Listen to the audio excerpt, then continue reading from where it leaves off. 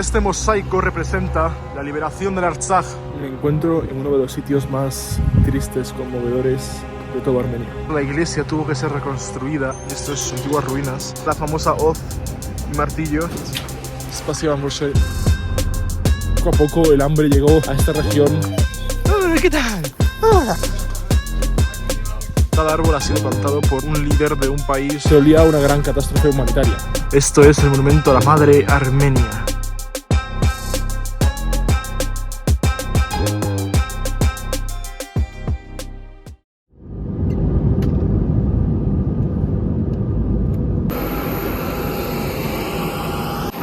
Acabo de llegar al aeropuerto de Yerevan. Llevaba más de 2 años planeando este viaje, queriendo venir a Armenia. Ya tenemos sellito de Armenia, bastante guay. Y ahora a cambiar dinero. Ya tengo dinero, ya tengo SIM. Y ahora bus al aeropuerto, que no estamos para gastos. Bueno, esto es la moneda de Armenia. Unos 430 drams, que es el nombre oficial de la moneda, es 1 euro. Acabo de bajarme del bus y ya en estos 5 minutos que estoy andando he tenido ya demasiadas impresiones, demasiados estímulos, como diríamos. Me estoy fijando, que pondré fotos por encima, que veo muchas banderas de la antigua República de Artsaj, que ha sido invadida por los vecinos de Armenia hace poco. No voy a decir el nombre en alto porque no quiero que nadie me mire raro. Algo que no he comentado antes es que en el vuelo de Roma a Yerevan estaba lleno de rusos. Es muy curioso porque desde el inicio de la invasión muchos, como expliqué en el vídeo de Georgia, se han mudado aquí, han venido hacia el sur, hacia una zona donde no hay sanciones, y pues al parecer hay mucha más presencia rusa de lo que yo pensaba. Esta es la imponente Plaza de la República. Parece que ya están poniendo el árbol de Navidad ahí al fondo, y es como el centro principal de Yerevan. Está todo lleno de coches súper modernos. Fijaos la grandiosidad del sitio, es que es una pasada. Es brutal. Y ahí el Museo de Historia. Fijaos, esto debe ser como una especie como de anuncio, poema, no sé, debe ser como una especie como de statement que pone Armenia Artsaj y aquí arriba pone correr y mi país y mi patria. El resto pues tardaré un poco en traducirlo, pero interesante. Ya estoy en mi habitación del hotel, me he cogido un hotelillo bastante barato, pago unos 30 euros por noche.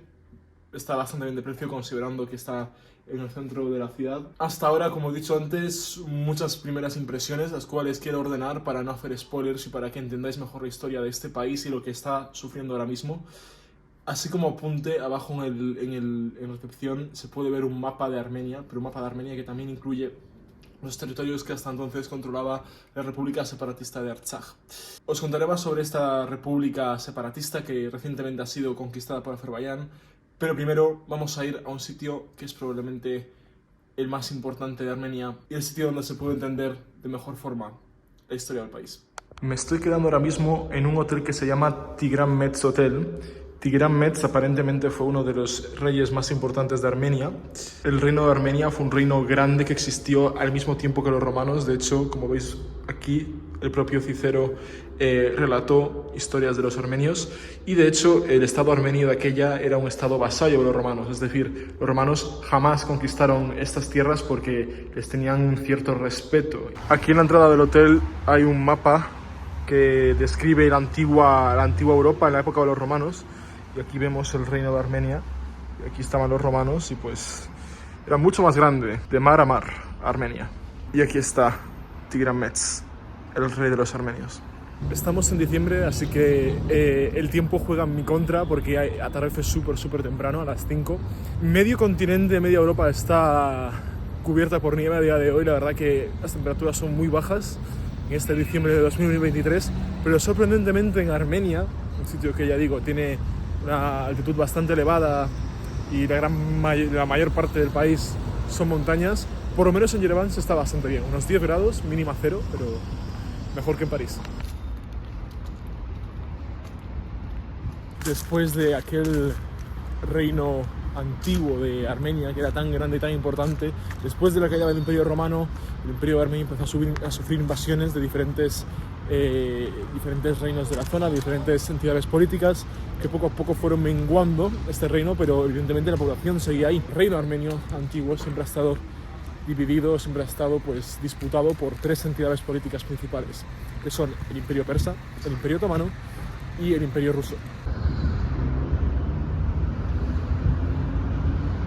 Este parque fue construido en conmemoración al aniversario 2800 de la ciudad de Yerevan, para que veáis la historia de este sitio. No me preguntéis quién es esta persona, pero tienen aquí una gran estatua frente al parque del aniversario de la ciudad, y ahí al fondo la embajada de Francia.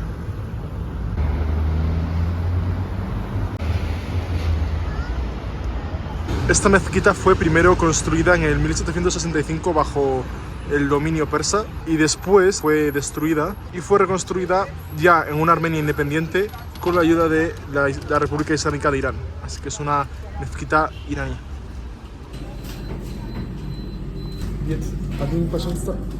Aquí está mi comida del día, 50 céntimos.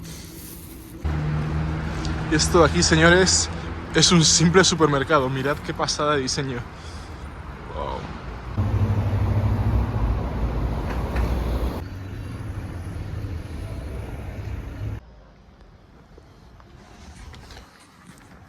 Estoy ahora en un sitio que se llama Kond, que es el distrito histórico de Yerevan, según pone en Google Maps. Está todo esto lleno de cruces pintadas en las paredes de los edificios, es muy curioso.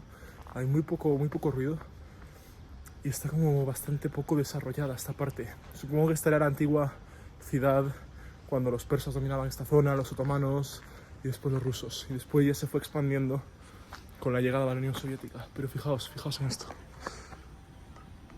Aquí está súper bonito.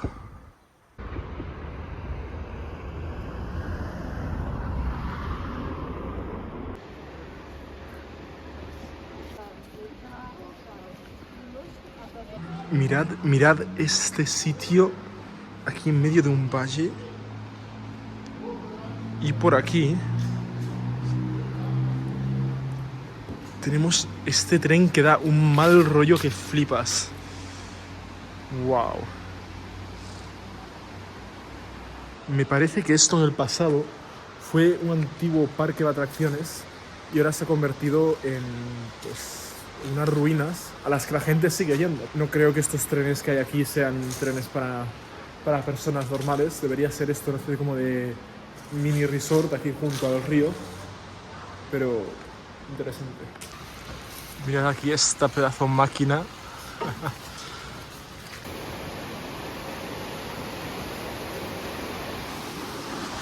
A mí este puente no me da buena espina, ¿eh?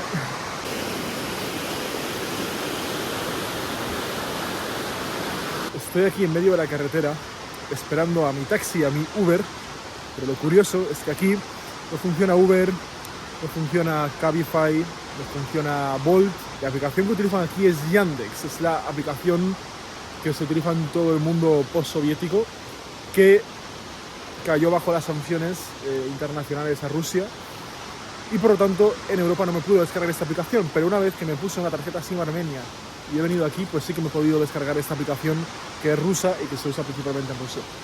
Y ahora nada, estoy aquí esperando. No puedo pagar con tarjeta por el tema de las sanciones, así que tendré que pagar al conductor en efectivo.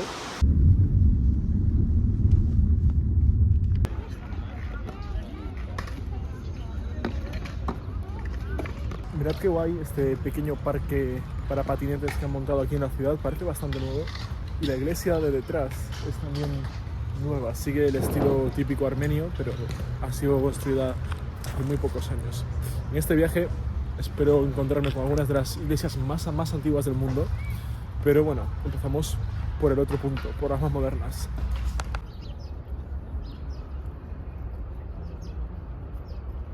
Ese de ahí detrás era Taras Shevchenko, el padre de la Ucrania moderna. No sé qué pinta aquí, no sé si tiene relación con Armenia de alguna forma. Curioso, me pregunto qué pensarán los rusos sobre esto.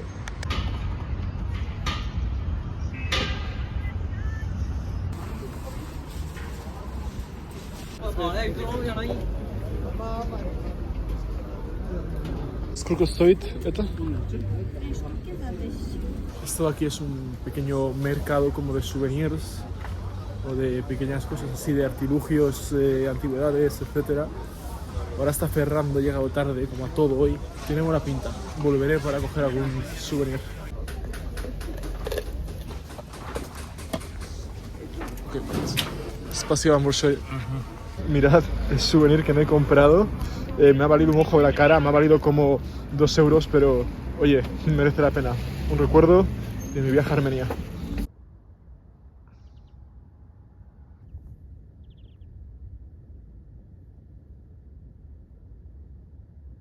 Me encuentro en uno de los sitios más tristes, conmovedores de toda Armenia. Esto de aquí es el memorial del genocidio armenio. Durante la Primera Guerra Mundial, Rusia dominaba el Cáucaso Sur. Gran parte de Armenia, la Armenia oriental, estaba bajo Rusia, Rusia que había ofrecido protección a los armenios del Imperio Otomano. No obstante, el estatus de los armenios dentro del Imperio Otomano no era tan malo como se volvería un poco más tarde. Durante la Primera Guerra Mundial, Turquía, o el Imperio Otomano, y Rusia estaban en 2 bloques enemistados. Luchaban el uno contra el otro. Y un frente grande que se abrió durante esta guerra fue precisamente en el Cáucaso, en la provincia de Kars, a día de hoy Turquía. Los turcos acusaron a los armenios de estar colaborando con los rusos. Esto evidentemente se esparció, estas noticias se esparcieron por todo el Imperio Otomano y comenzó una represión brutal contra la población armenia. No solo en Armenia occidental, sino también en todas las comunidades de armenios que había repartidas por todo el territorio. Hablamos desde Estambul hasta el centro de la península de Anatolia, etcétera, etcétera. Acordaos que la población armenia estaba muy esparcida por Asia Menor. Los turcos mataron a millones de armenios y lo hicieron de formas diversas. Desde tiroteos a marchas por el desierto sirio a ninguna parte. Con la excusa de que estaban colaborando con los rusos, los turcos mandaron a muchos de estos armenios fuera de sus territorios, fuera de sus casas, les forzaron a emigrar. Se estima que murieron aproximadamente, ya digo, 1,5 millones de armenios en tan solo 2 años, de 1915 a 1917. A día de hoy la diáspora armenia se estima que es de entre 5 a 9 millones y están repartidos por todo el mundo, desde Rusia, Estados Unidos, Europa, especialmente Francia. Al acabar el genocidio y la Primera Guerra Mundial, se suponía que Turquía o el Imperio Otomano iba a quedar repartido entre diferentes países. Uno de estos países de los que se iba a beneficiar enormemente de la disolución del Imperio Otomano iba a ser Armenia, el país independiente de Armenia, el cual iba a conseguir tener la provincia de Kars, etcétera, etcétera. Sin embargo, con la invasión soviética en 1920, este tratado que se había propuesto, que era el Tratado de Sèvres, se anuló y finalmente se intercambió por otro tratado a favor de Turquía, el Tratado de Kars del 1921, por el cual Armenia se quedaría sin la mayor parte de su territorio y tan solo se quedaría pues, el territorio que a día de hoy conocemos como Armenia. Esto de aquí es el Callejón del Recuerdo, está al lado del monumento al genocidio y es muy curioso porque no sé si veis que hay bastantes árboles, pues cada árbol ha sido plantado por un líder de un país o de alguna asociación que ha venido a Armenia. Por ejemplo, empezamos por aquí, tenemos a Yeltsin, el presidente de Rusia, Lukashenko, presidente de Bielorrusia, Putin. ¿Veis? Aquí tenemos el del Papa Francisco, que vino en junio de 2016, por eso todavía es bastante pequeño. Aquí tenemos a un tal Macron.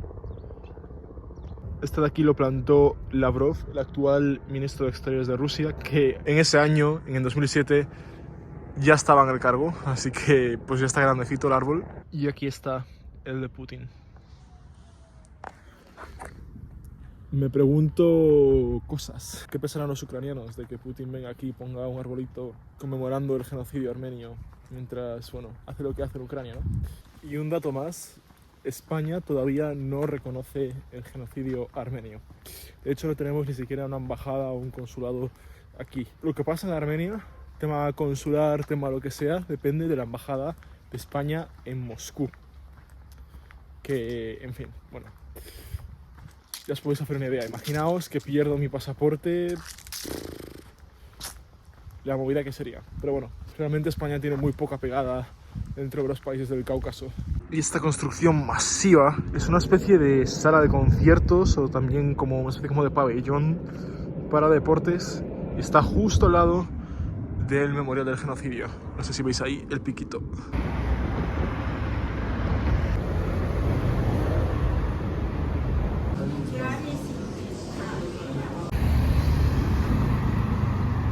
Llevo una buena hora andando y he venido aquí a este barrio, que es un barrio un tanto pijo. Estoy viendo casas bastante interesantes a las cuales no puedo grabar porque está todo lleno de seguridad.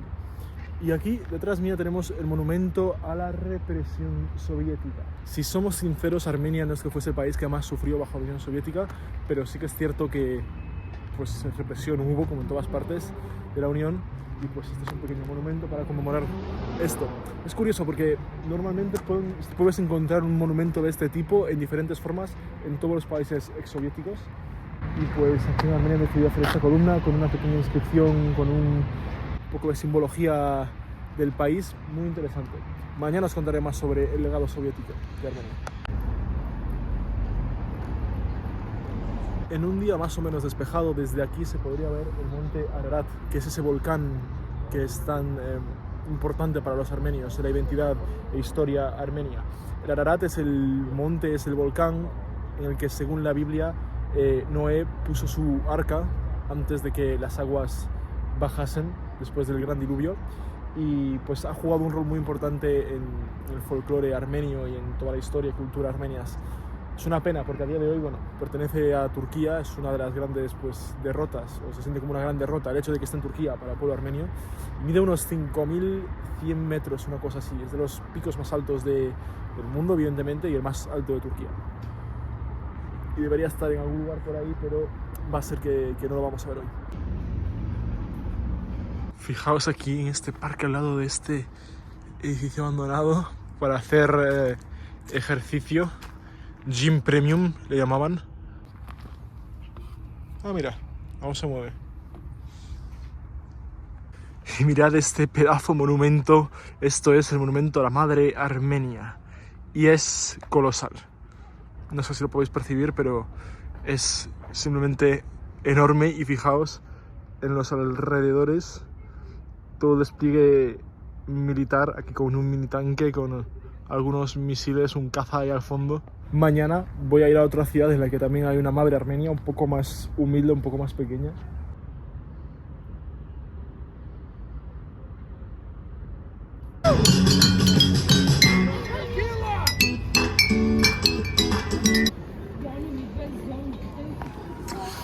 Ya es de noche en Yerevan, aunque todavía son las 7. He salido a cogerme algo de comer porque tengo mucha hambre. Este centro comercial, así muy extraño, que es solo un pasillo recto, está metido debajo de la calle principal de Yerevan, que es peatonal. Está justo debajo, puedes entrar por unas escaleras y llegas aquí, la verdad. No sé, interesante, curioso. Me he venido a este restaurante que tiene cubiertos de oro y me he pedido unos hinkali, que aunque son georgianos, pues tenía muchas ganas de probarlos. La verdad que vi este sitio en TripAdvisor y tenía muy buena pinta. Disfrutemos mientras podamos. Y mañana más.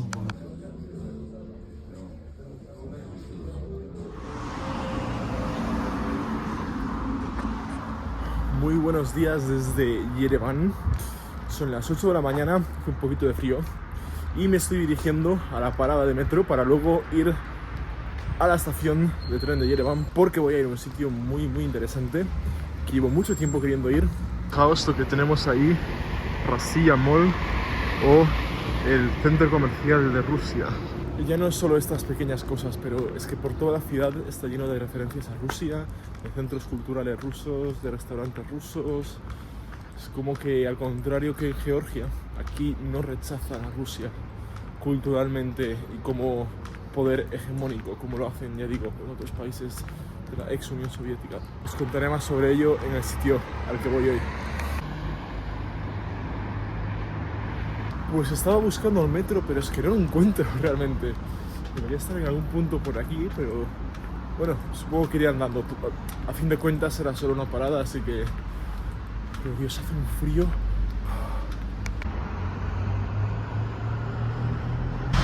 Desde 1920 la República de Armenia, o lo que conocíamos como Armenia, quedaría integrada dentro de la Unión Soviética.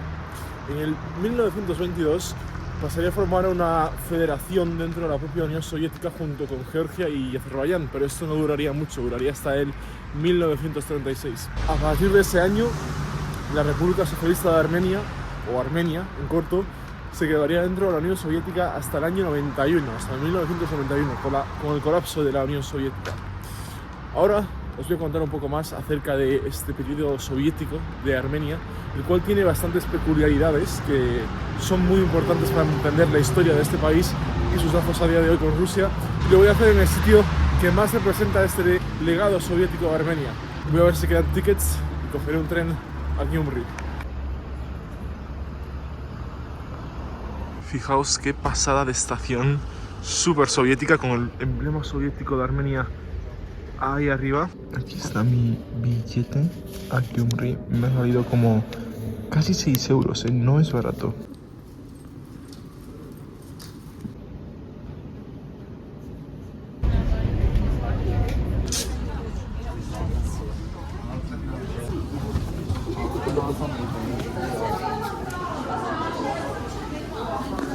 Gyumri.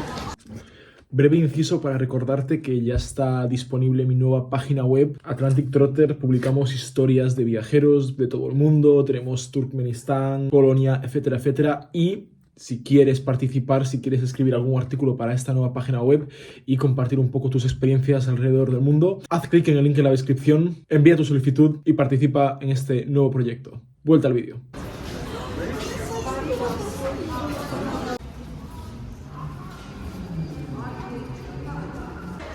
Ahí pone ferrocarril del sur del Cáucaso, salida a la ciudad, por ahí. Esto de aquí es un pequeño monumento a la Gran Guerra Patriótica, que es como llaman aquí a la Segunda Guerra Mundial. Y ahí está la estación desde fuera con un mosaico soviético. Gyumri es la segunda ciudad más grande de Armenia, está muy cerca de Turquía.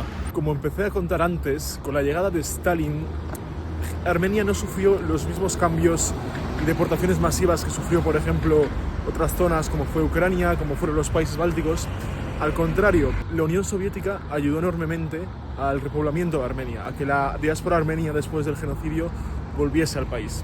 Armenios que no solo vivían en toda la Unión Soviética, sino también armenios que habían sido expulsados o que vivían en Turquía y otras partes de Oriente Próximo, regresaron a Armenia bajo Stalin. Esta diferencia en la forma de tratar a la población local tuvo mucho que ver en cómo a día de hoy, digamos que los armenios perciben a Rusia. Digamos que Rusia, al contrario que otros países como Turquía, siempre ha ofrecido como más protección y respeto a los armenios que otras entidades políticas. Esto no quiere decir que bajo el periodo soviético o bajo el periodo ruso los armenios no hayan sufrido bastante represión, no es lo que quiero decir. Pero entre todas estas potencias coloniales que han invadido y que han controlado Armenia, digamos que Rusia es la que mejor ha tratado a los armenios. Y estas son las calles de Gyumri.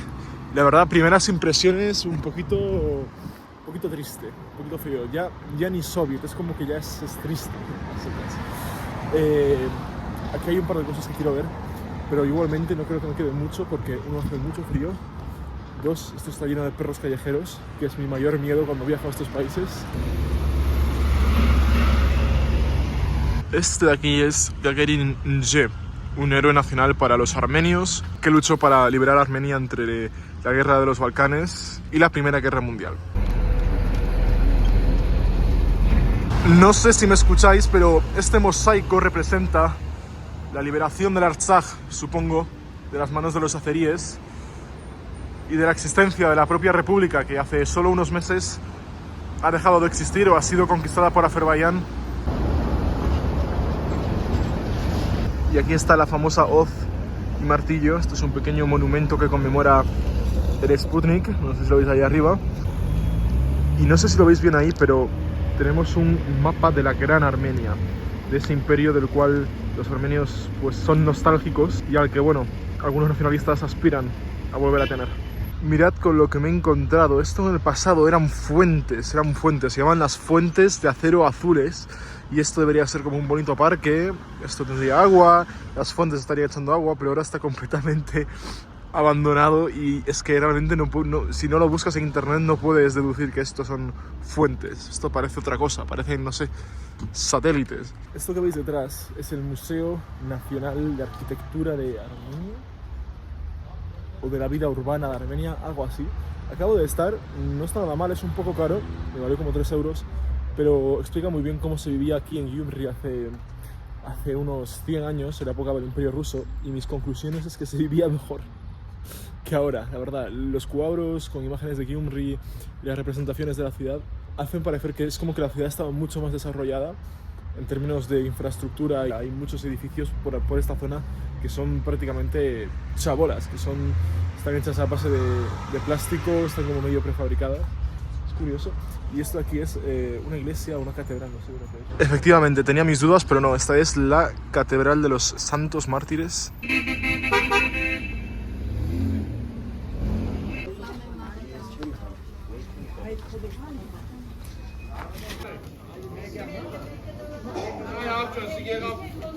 Esto de aquí debe ser un mercado, un pequeño bazar aquí en Gyumri.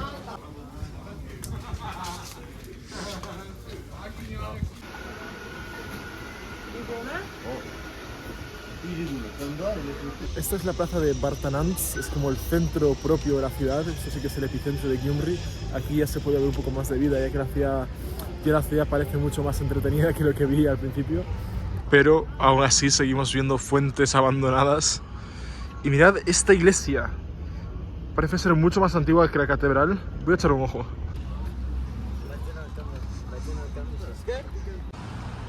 Según he podido ver, la iglesia tuvo que ser reconstruida y esto es uno de las antiguas ruinas. No sé cuándo fue destruida, la verdad, pero esto es como lo que quedó de ella y esta es la parte nueva que han reconstruido.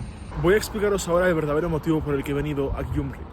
Como algunos sabréis, Armenia forma parte del CSTO, que es como la OTAN rusa. Es parte de esta, digamos, fraternidad, alianza entre Armenia y Rusia, que se ha materializado con eso, con Armenia formando parte de esta organización de seguridad, que por cierto no están en ella ni Georgia ni Azerbaiyán. Ahora bien, esto implica que pues, en estos países que forman parte del CSTO haya bases rusas. Armenia es uno de esos países que tiene bases rusas y la más grande de todas se encuentra precisamente aquí. Es la base rusa número 101 y se encuentra en la ciudad de Gyumri. Y allí es donde voy a tratar de ir. Voy a intentar verla desde cierta distancia, a ver si me dejan grabar o por lo menos, no sé, enseñaros un poco cómo se ve desde arriba. De hecho creo que ya la estoy viendo. Y tiene unas 3000 tropas rusas. Es grande. Con todos ustedes, el monumento a la madre Armenia. Mirad esto, perdonad que hay mucho sol y igual se ve un poco mal, pero esto es un monumento otra vez a la gran guerra patriótica. Mirad qué impresionante. Y madre Armenia ahí de fondo. No sé si se ve bien desde aquí, pero al fondo se puede divisar una montaña enorme. Esto es un volcán, es el volcán Aragats, que es parecido al volcán Ararat, que está al otro lado. Es enorme, creo que son unos 4000 metros de altura.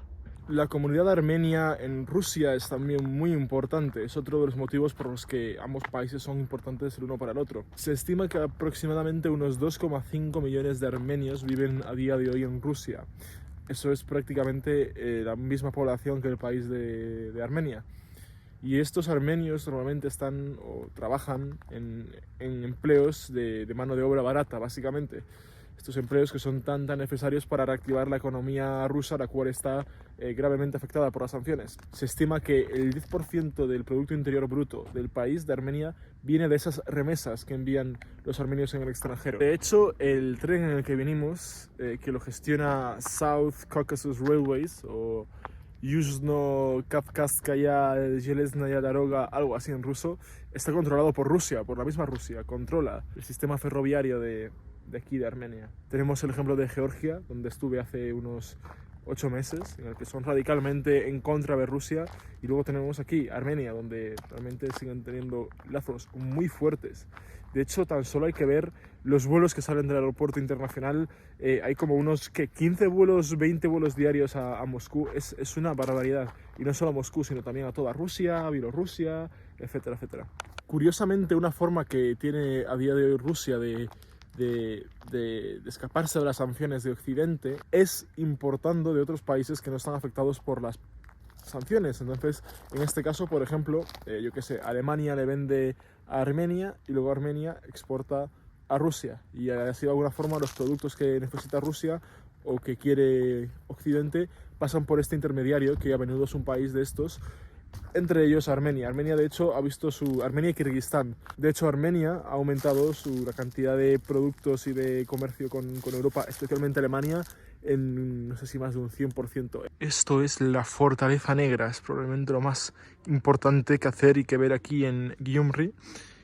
Y me parece que fue construida en el siglo XIX. De hecho, no estoy ni seguro de para qué se había construido.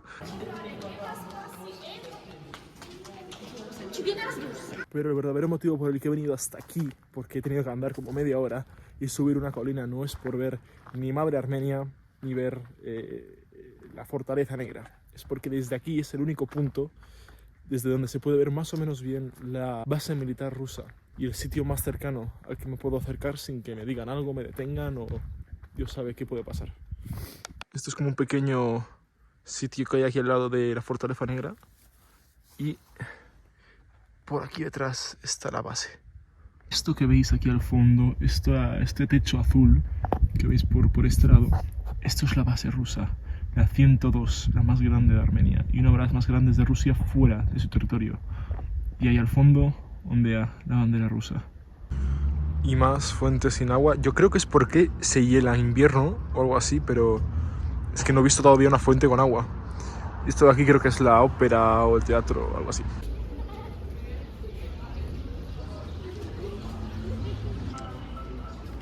Esto parece ser la calle principal de aquí de Gyumri, la calle peatonal así más importante. Están poniendo las luces ya de Navidad. Debe ser la única que va a ser iluminada porque no sé yo si les dará presupuesto para más. Pero bueno, de todos modos, esto parece como que el centro histórico de verdad, porque se pueden ver aquí estos edificios más antiguos. Este de aquí, que son así como más lo que vi yo en el museo antes, ¿no? Más auténtico, más antiguo. Curiosamente, la mayoría de los edificios están esculpidos en piedra negra. Yo creo que es por la presencia de volcanes alrededor de aquí de la ciudad.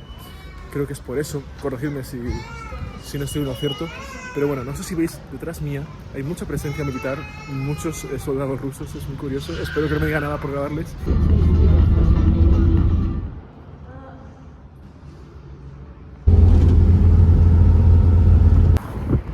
Bueno, gente, me acaba de dejar el bus aquí en medio de la nada. Ha hecho una parada ad hoc a propósito para dejarme a mí aquí, luego ha seguido.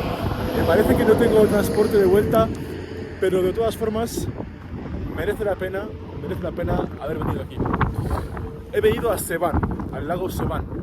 Es un lago que hay en el centro de Armenia y es, bueno, ahora veréis porque de verdad estoy un poco impactado.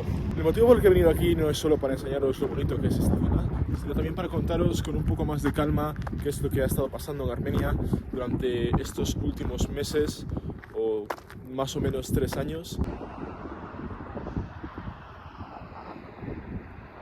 Algo me dice que este lugar solo es frecuentado en verano porque no veo absolutamente nadie y hace mucho frío. Pero de todos modos, voy a dar una vuelta y a ver qué encuentro. Esto de aquí deben ser tiendas que abren en verano, pero es que ahora no hay ni un alma en la calle. Yo tenía la impresión de que iba a llegar aquí, de que iba a estar esto lleno de turistas, lleno de taxis para volver. Restaurantes, porque no he comido nada en mucho tiempo, pero me da a mí que soy la única persona en este famoso lago y famoso templo que vais a ver ahora. Y fijaos si ya hace frío, que ya se puede ver un poco de nieve, que debe ser de hace ya unos 5 días que vi que nevó aquí y todavía no se ha derretido, así que os podéis hacer un poco la idea del frío que hace, pero tampoco es tan extremo. Se puede aguantar por lo menos unas horas, yo creo que sí. Seguramente muchos estaréis enterados de lo que ha pasado en el Nagorno-Karabaj, que es que Azerbaiyán por fin ha conquistado esta región, por fin ha tomado Stepanakert, que era la capital.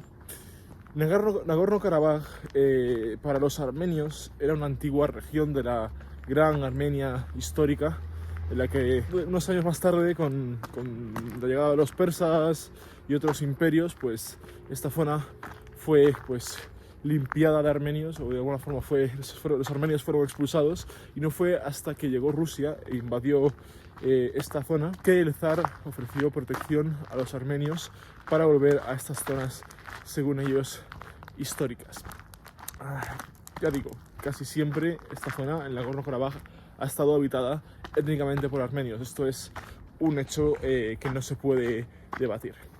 No obstante, para los azeríes, esta parte del Nagorno-Karabaj formaba parte de la Albania caucásica, que era un reino medieval. Para los azeríes, el Nagorno-Karabaj jamás estuvo habitado por armenios, o no fue originalmente habitado por los armenios, sino que empezó a ser habitado más tarde, en la época de la Albania caucásica, que fue una zona en la que luego se asentarían los turcos y los mongoles, que vendrían de Asia, y entre ellos los azeríes. Entonces, para ellos, los armenios ni pinchan ni cortan en el Nagorno-Karabaj, y fueron ellos la entidad más importante que se asentó en esta zona antes de la llegada de Rusia. Mira el barco que hay aquí. Supongo que para el verano usarlo aquí mismo en el lago. Esto debe ser una zona súper chula en verano, pero ahora mismo parece esto un escenario post-apocalíptico.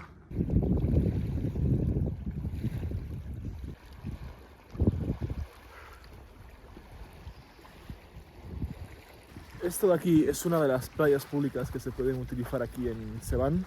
Supongo que en verano estas mesas y sillas se llenan de gente comiendo sus bocadillos, y la gente viene aquí, se tumba en la playa y se baña en estas aguas que no parecen muy cálidas. Tampoco lo voy a probar. No me pagan tanto de YouTube como para hacerlo, pero sí que es cierto que es muy bonito el sitio. Mirad los pájaros volando por el lago. ¡Hola! ¡Hola! ¿Qué tal? ¡Hola! ¡Hola! Menudo susto, pensaba que aquí mi amigo me iba a devorar, pero he venido solo a jugar.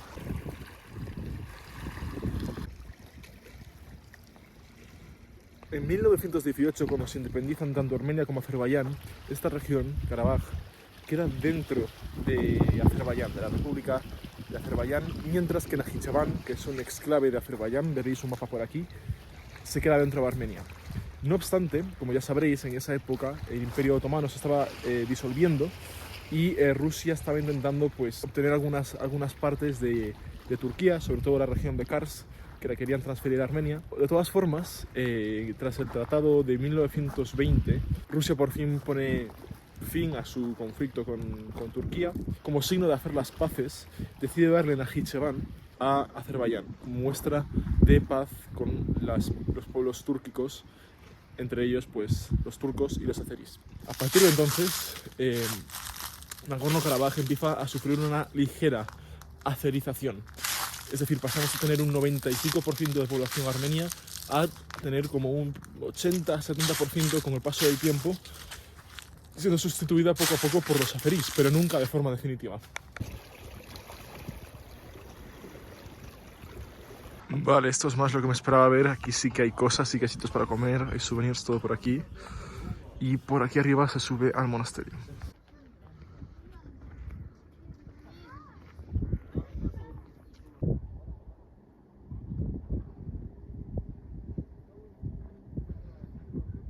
En 1989 comienzan tensiones entre los azeríes y los armenios ya en esta región, porque la Unión Soviética se está empezando a desintegrar y no se sabe bien qué va a pasar con ese territorio.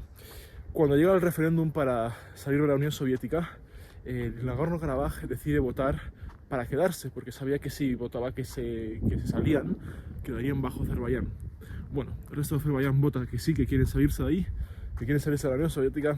¿Y qué pasa? Pues que Nagorno-Karabaj decide que no va a pertenecer a Azerbaiyán, coge las armas y decide rebelarse contra el control azerí.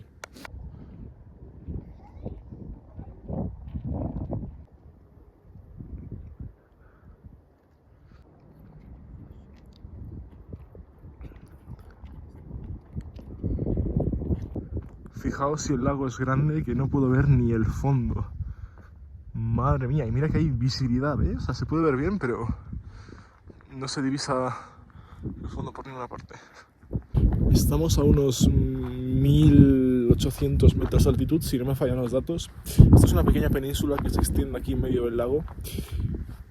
Y ahí al fondo, no sé si lo podéis ver con el sol, pero ahí al fondo, el poco horizonte que se ve, es una región que está muy cerca de Azerbaiyán. Y hace unos meses, la propia Azerbaiyán bombardeó esta región.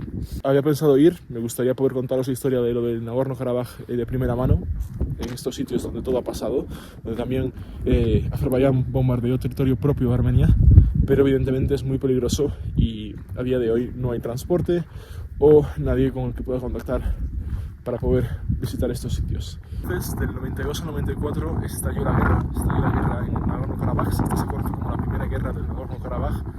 En ella unas 30.000 personas murieron y lo peor de todo no fue eso, sino que muchísimas personas tuvieron que huir. Aproximadamente unos 700.000 azeríes de partes de Armenia y de Nagorno-Karabaj tuvieron que irse a Armenia, el país propio de Armenia. Unos 300.000 armenios tuvieron que escapar de Najicheván y otras partes de Azerbaiyán, y las relaciones entre ambos países pues llegaron a un mínimo histórico, por lo menos hasta ese punto. Curiosamente, Nagorno-Karabaj logró vencer, no solo logró vencer y preservar una especie como de independencia de facto, de que se convertiría luego en un país de facto, una república no reconocida ni siquiera por Armenia, sino que también conseguiría ocupar el 13% del territorio de Armenia, sobre todo ese espacio que lo une con Armenia propio. Aunque Armenia no reconocía este territorio, no reconocía la independencia de Artsaj, sí que suministraba armas y sí que apoyaba económicamente a esta región.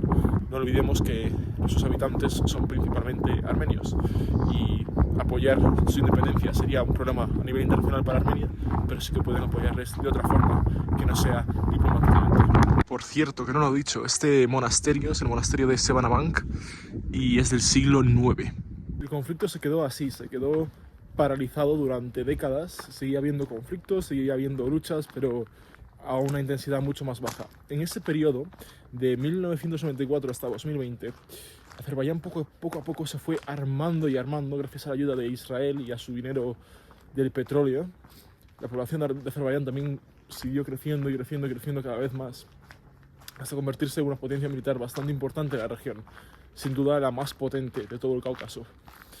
En 2020, Azerbaiyán decidió lanzar una operación para retomar esos territorios ocupados e intentar también hacerse con este territorio del Nagorno-Karabaj, ocupado por los rebeldes de Nagorno-Karabaj, por los armenios.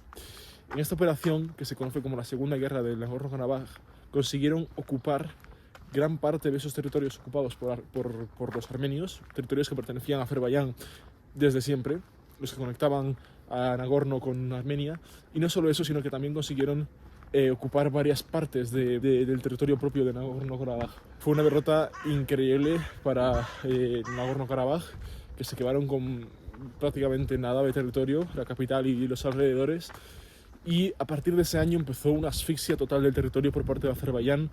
El único corredor o carretera que quedaba para conectar a Armenia con el Nagorno-Karabaj, que era por donde llegaban la mayor parte de los suministros, el corredor de Lachín, quedó bloqueada por los azeríes, y poco a poco el hambre llegó a esta región y se olía a una gran catástrofe humanitaria. Finalmente, en 2023, Azerbaiyán lanzó su última ofensiva y en tan solo 2 días consiguió hacerse con Stepanakert, la capital, y por fin anexionar estos territorios que consideraba rebeldes. Por cierto, que no se me olvide, en 2020 también bombardearon algunas partes del propio territorio de Armenia. Hablamos de territorios al este, Yermuk, Goris. La derrota del Nagorno-Karabaj se saldó con muy pocas bajas.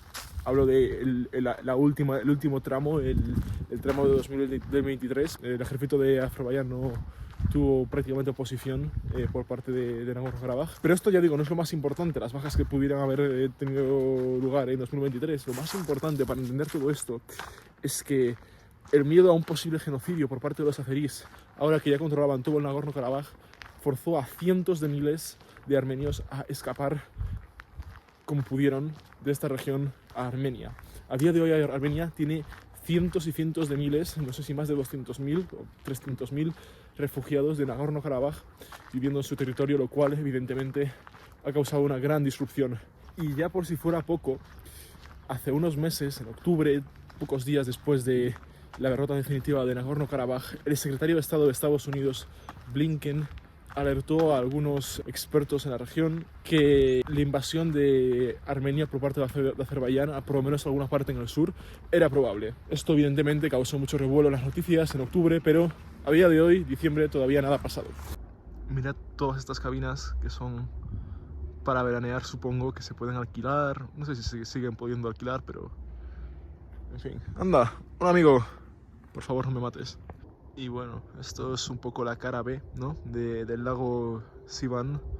Está todo lleno de porquería, absolutamente. Es un vertedero.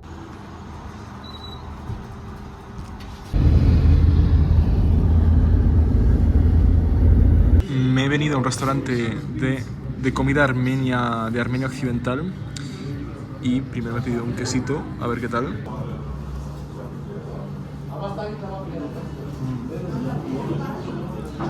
Y atención porque me han traído la gema de Armenia. Esto de aquí es el lahmacun. Hay mucha gente, o popularmente se piensa que es de Turquía, pero es falso. Es de Armenia, viene de la región del oeste de Armenia, que ahora mismo está bajo control turco. Y vamos a probar. Es mi primera vez probando esto.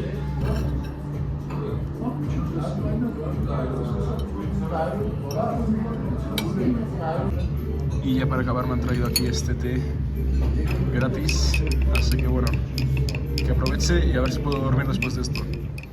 Buenos días desde Yerevan. Hoy es mi último día, mis últimas horas, de hecho voy un poco tarde, pero voy a aprovechar para contaros un poco sobre la situación política actual del país. Sé que seguramente lo habréis visto en las noticias en los últimos años, no solo por el conflicto del que os he hablado, sino también por su política interna.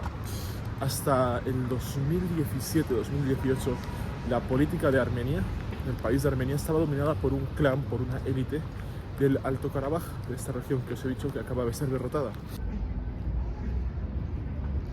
En 2017, este partido del Alto Karabaj, que gobernaba la política de Armenia, decidió pasar una reforma constitucional para darle más poder al primer ministro, lo que ya no gustó a la gente.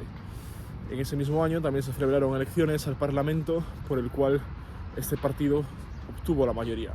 Entonces la gente ya empezaba a estar un poco cansada de esto, pero este partido seguía ganando porque en 2018 el Parlamento tenía que elegir un nuevo primer ministro y en contra de lo que quería el pueblo, por así decirlo, se eligió al mismo que estaba antes. Esto evidentemente no gustó a la gente, que salió a la calle. Hubo protestas masivas en todo el territorio, especialmente aquí en Yerevan, y tras muchas protestas ese primer ministro que se había elegido decidió dimitir.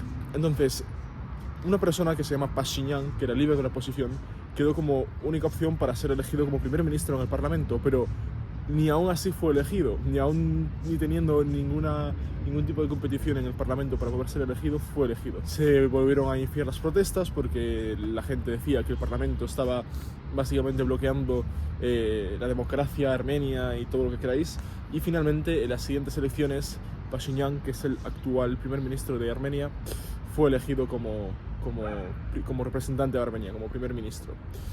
Esto fue en 2018 y a día de hoy Pashinyan, digamos que no está siendo del todo popular debido, pues, entre otras cosas, a la derrota de Nagorno-Karabaj. En fin, habrá que estar atento a la política armenia en los próximos años porque tiene pinta de que va a ser bastante interesante. Me he encontrado con digamos, campaña, meeting político.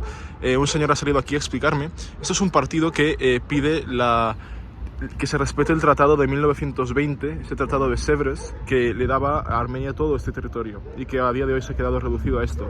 Condenan especialmente a Pashinyan porque dicen que está, pues eso, tratando con Rusia y con Turquía y que es un país títere de Turquía y de Rusia, y piden que se establezca una alianza entre Estados Unidos y Francia.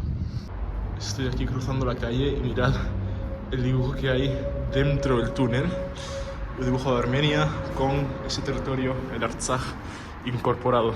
Queridos amigos, hasta aquí mi viaje por Armenia. Ha sido realmente muy corto. Me hubiese gustado pasarme mínimo 2 semanas. Y nada, espero que os haya gustado mucho este documental. Espero que en 2024 pueda seguir haciendo esto, si es que el tiempo me lo permite y el dinero también. Acordaos de leer mi artículo para Political Room, ya que si estáis interesados en el tema, pues os va a ayudar mucho más que este vídeo seguramente. Y también acordaos de comprobar, de chequear mi nueva página web de Atlantic Trotter. Gracias por ver y nos vemos en el 2024.